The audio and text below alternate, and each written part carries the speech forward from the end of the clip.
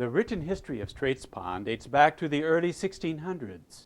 A herring monopoly of an area of Hingham and Hull Bays was granted in April of 1637.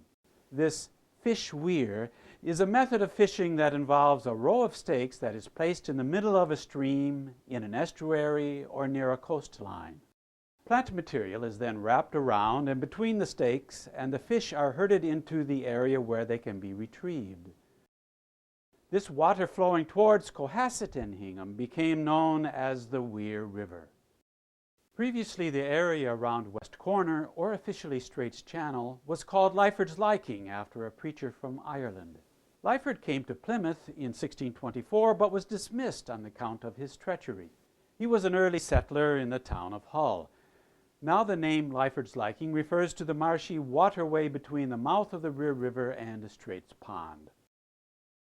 Straits Pond was originally a tidal basin extending from the Weir River estuary east through Straits Channel. None of the early maps of Straits Pond shows an opening directly to the ocean. The tidal marsh was dammed in the late 1800s and used as a reservoir for the operation of a grist mill. The grist mill was built near the existing outlet where Cohasset, Hingham, and Hull meet. This is the area near the current gate at West Corner. Records from the townspeople describe meetings at the mill. In one of the notes it mentions the choosing of men to send to the Boston Tea Party. Other notes describe the difficulties they had with the mill owners and the deteriorating conditions of the mill and the bridge or the roadway. The grist mill remained until it was destroyed by fire. These tidal flats produced cordgrass and salt meadow grass. Local farmers used the salt hay made from these grasses to feed their cattle and for other uses. Capitalizing on the popularity of salt hay, in 1810 the proprietors of the Straits Pond Flats purchased a large amount of marshland on the Cohasset side of the pond. Summertime brought many visitors to the area of Cohasset, Hull, and Hingham. A big part of Straits Pond history can be found at the Black Rock House. The three-story structure was built on the ocean. The hotel had a 5-story tower, balconies, and direct views of the Atlantic. The original hotel was built in the 1700s. It was a popular hotel, restaurant, and entertainment spot. About 1840, a branch of the stagecoach line went to Cohasset via Jerusalem Road. The Black Rock House stop was for passengers, especially summer visitors, who were coming to Cohasset. In the 1890s, a new hotel bearing the same name was built at the east end of Straits Pond, 100 feet inland of the original site. We were very aware of it. My mother and father had their wedding night that day. They were married in 1911, and they had their first night at the Black Rock House. The Black Rock House was a very exclusive, expensive domicile. People came from everywhere, and they'd stay all winter. It's all summer. And then it would shut down in the winter. See? And it had, as I had said, it had its own personal railroad, went all the way from the Hull landing for the boats coming in, and you could transfer the people right up along the road. They had little paths right along the road, and then go back. And we'd always delight going up there to turn the road around, the car around, see, put it in. So, but the Black Rock House is so unique. I mean, it was very expensive, but they had tremendous facilities. If you read the history now, you'll find exactly how it developed, you see. And then, of course, as time went on and the war ended and so forth, it started to deteriorate because the people had automobiles and they no longer had to take the boat down or, take a horse down to go down. So it started to deteriorate. Written history of the early settlers note the beauty and the challenges of this area around the pond.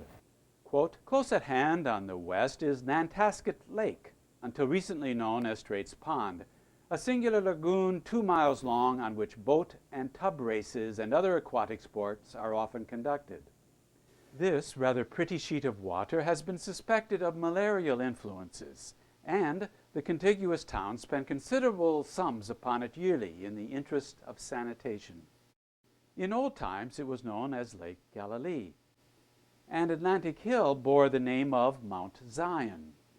Certain reverend pilgrims returning from the Holy Land, having reported that the hills of this region bore a singular resemblance to those of Palestine." Unquote. This notation was taken from the King's Handbook of Boston Harbor, published in 1882. Near Sunlight Corner, a salt mill was in operation from 1814 until the big storm of 1851 demolished it. In the middle 1800s, there were quite a few livery stables, I think 15 or 20 of them here in Hull, to service the people who had brought their own horses and things down here. I went through some records. I found that this place was called the Green Hill Stablemen's Association. One of the principals was a Riley Peebles, who was a shoe manufacturer from, I think, Natick, someplace like that. He was drawn here by two other people on the hill who also are in the shoe business in Whitman and Brockton. So he was one of the board of directors, and I understand that he also, when the Hull politics was a lot crookeder than we would want to think about it, he dictated to the board of director, the board of selectmen, or the person in charge, where Summit Avenue should be, and staked it out and said, go ahead and build it. So Summit Avenue was built on his directions exactly the way he wanted it built, as it is today. So we have him to thank about that. Long before the arrival of the Europeans to the banks of Straits Pond, there was another race of people who lived and worked here.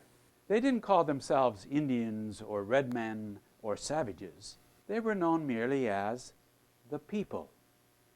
Their belief in the Great Spirit and the Mother Earth ruled their lives, and they worked to improve their lives.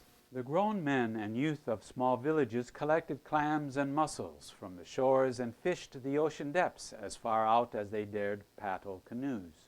They hunted in the forests on the east and south banks of the pond. Women and young children of the villages prepared food and clothing for their families, maintained small crops of beans, corn, squash, and wild rice grown on the sunny banks of the pond. This small group were called the Massachusetts, meaning at the range of hills. This tribe belongs to the Algonquin Nation. They lived in the Mass Bay region under the control of the Wampanoag, between Salem to the north, Marshfield and Brockton to the south. When the fall harvest was complete and the winds from the ocean began to blow, the teepees came down and packed along with the dried fish and preserved meats. Now was the time to leave the banks of the peaceful little pond and move inland to the forest to spend the winter. The Native Americans were noted in the journals of early European explorers. The Massachusetts were seen and known by many explorers during the 16th and early 17th centuries. Captain John Smith and Samuel Champlain left detailed descriptions of their encounters. The boats were greeted in Boston Harbor by canoes with an average of 10 men aboard each boat. With this show of people, the estimates of several hundred inhabitants were made regarding how many lived in that area. Historians believe the chief settlement of this area was located around Straits Pond and the Rear River. With the Europeans' arrival to the pond, the people would never return. One of the interesting things for me near Straits Pond is arrowheads were found on Driftway, which is a road on the side of Green Hill near Summit Ave, and they probably came from the place that you're looking at, which we're looking out from here, from Strawberry Hill to the Strawberry Ledge area off of Nantasket Beach. And archaeologists know that Native Americans had a distinctive shape for the arrowheads that came from the Nantasket area, and they used the flint from, I believe, from Strawberry Ledge for making those arrowheads. How could they get to them? Well, the water was lower than it is right now. After the last glacier, the water was in the ocean was actually 400 feet lower than it is, and it gradually came up. So that's how they got their arrowheads. The Straits Pond area was under a mass of ice 20,000 years ago, the ice extending to the south where it shaped the islands of Nantucket, Martha's Vineyard, and Long Island. About 14,000 years ago, it retreated from this area, leaving behind the glacial deposits that form the Drumlin Hills of Hull and World's End. Loose glacial deposits called till cover much of the area except for the few solid outcrops. When looking at the geological formation of the pond, Straits Pond sits upon a major regional boundary, the Ponkapog Fault. This separates volcanic and sedimentary rocks of the so-called Boston Basin to the north from the Dedham granite to the south. Bedrock exposed in a small outcrop show that the fault movement was horizontal or strike slip. The sedimentary rocks called pudding stone are north of the Ponkapog Fault. The very round, plum pudding-sized cobbles are cemented together to form the sedimentary strata. The fault runs through the middle of the pond from the culvert to Black Rock Beach. Atlantic Hill and Gunrock Bay were once part of an active volcanic center. Eruptions produced layers of fine volcanic ash, pillow lavas, and fragmentary rocks. These formations are formed from volcanoes erupting under the water. The sudden chilling of the lava causes the lava to quench and shatter into angular shards like broken glass. The formations later cement together to form a solid rock in which the fragments are still visible. The pillow lavas are found to the north of Straits Pond. Post-glacial weathering and sea level change caused the drumlins to join to form barrier beaches like Nantasket. It was probably around this time that a lagoon or lake first formed at Straits Pond. It is likely that the thin ribbons of beach sand were breached by the sea many times in the geologic past at localities such as Gunrock and Black Rock. It is likely that storm-induced breaches will again happen. The overwash still takes place today with our frequent and increasingly frequent moderate northeast storms, and especially with any major northeast storms, when you have high wind-driven waves coming up and over Crescent Beach, the seawall, the riprap storm protection feature, and Atlantic Avenue, and the ocean washes into Straits Pond. Well, that same type of overwash may have occurred a little bit easier a couple of centuries ago in the 18th and 19th centuries at Black Rock Beach, but there is never any kind of a connection there because the land is much higher. At the southeast end of the pond is anywhere from 7.5 to 9.5 feet higher than sea level over at Black Rock Beach. Some modifications made to the pond were man-made. One of the chief complaints regarding Straits Pond is the algae and decaying vegetation which rots, creating unpleasant odors. A second complaint is midges. The water height that impacts access to the pond is also a concern. In the 1900s, the State Board of Health was directed to investigate complaints of nuisance weed growth at Straits Pond. In the 1970s, the town of Hull constructed a sewage facility that over time replaced septic systems.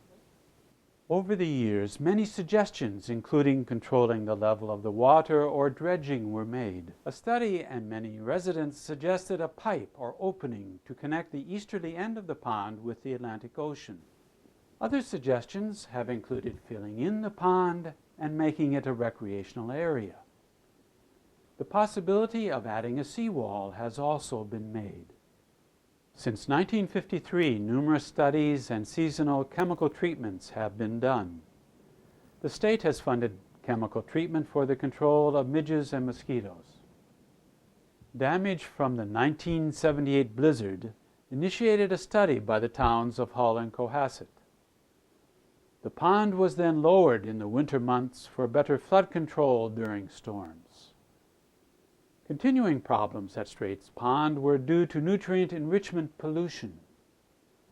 The study also noted the problems are enhanced by minimal water exchange. Starting in 1991, the ninth grade students of the Hull Environmental High School conducted a study of the midge infestation and environmental problems of Straits Pond. Studying ecological relationships can help to control the midge problem. They studied the population of the larger eelfish to the smaller finfish like the sticklebacks and mummichogs. At the west end of Straits Pond, Mr. Charles West built a two-story department store on the Hingham side of the corner, which was so modern it even generated its own electricity. Money was sent up to the office to be changed by means of a pneumatic delivery tubes. Boats came up Lyford's liking to deliver supplies to the back door of the store. Before long, this store and its owner had risen to such prominence that the corner was known as West Corner, just as it is today. In 1826, Mr. Warwick opened a public house on Route 228 in Hull and called it the Sportsman. It was a very popular place. Today, this parcel of land is used by a construction company. The constitutional amendment in the 1920s to prohibit the sale of alcohol brought a new industry to the area of Straits Pond. Ships from other countries, mostly Canada, anchored just outside the 3-mile limit in international waters. Local residents rode out under the cover of darkness and loaded their small boats with cases of alcoholic beverages.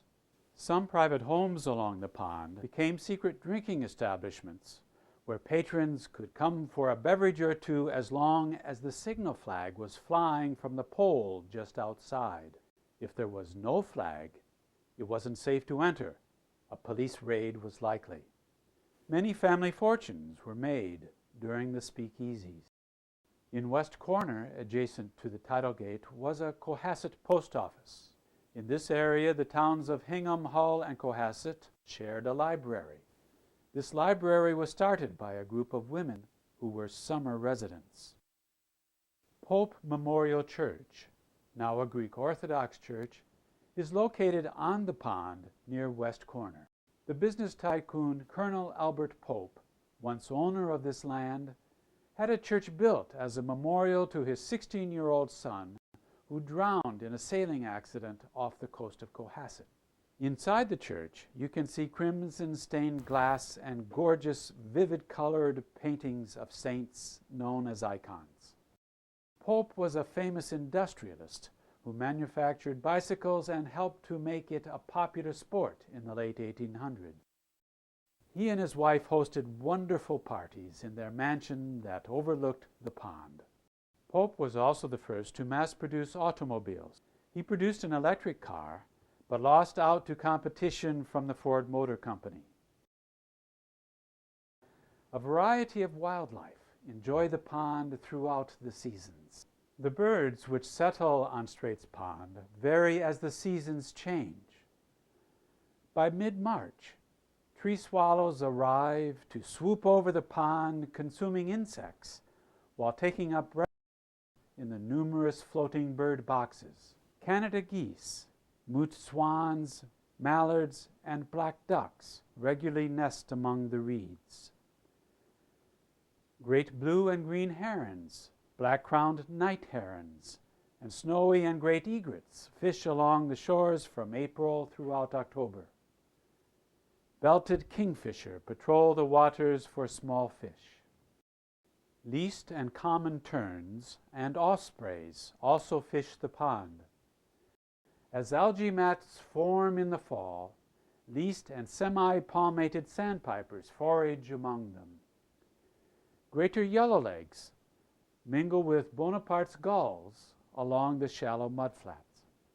Winter ducks, such as red-breasted and hooded mergansers, buffleheads, and ruddy ducks, start arriving in October and dive throughout the pond until the winter freeze.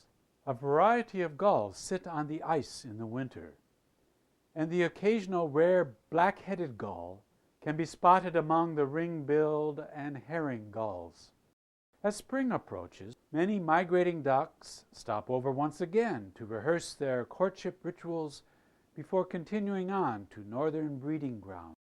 Nearly 100 species of birds can be observed on and around the pond and nearby Massachusetts Bay yearly. Activities on the pond today include skating in the winter months and boating in the warmer seasons.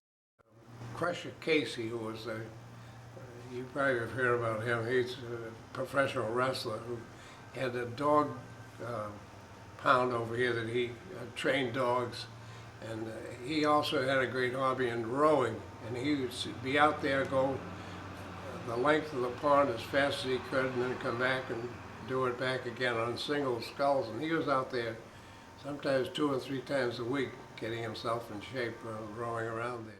One of the units of the hotel, which had about 10 rooms to sleep in, Mm-hmm. they left that there. The people lived across the street from me in Hull, the old man turned around and he bought that. And he made arrangements to bring it down to the level of the pond in the winter and brought it on the ice right over there on the ice, and now it's sitting right there at that 78 Atlantic Avenue, whatever it is. Oh my goodness. It's still there. And you go into the house, the door numbers of the rooms are still on the doors. Oh my gosh, that's Yeah. fascinating. So that's with the Brocklock House. But it was a wealthy, very expensive. Recently, kayakers were swept by the incoming tide under the culvert and became trapped by the tide gates. It was a difficult rescue for the Hull Fire Department and local citizens. The long-range proposal is to replace and enlarge the tide gates for greater tidal exchange. Controlling the midge larvae food chain and the reduction of nutrients and pollution entering the pond will help reduce the phytoplankton and plant growth. The pond water and environment is monitored today by many volunteers, primarily from the Cohasset Coastal Student Research Center and the Straits Pond Watershed Association. Increased tidal exchanges keep salinity levels higher to help lower the mid population and improve marine life.